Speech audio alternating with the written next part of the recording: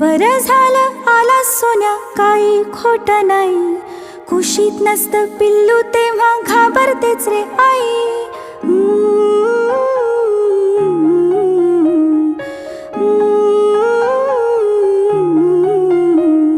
विचारांनी साऱ्या कसं गलबलायला होतं. अंधार असतो फार मोठा, पिल्लू असतं छोट.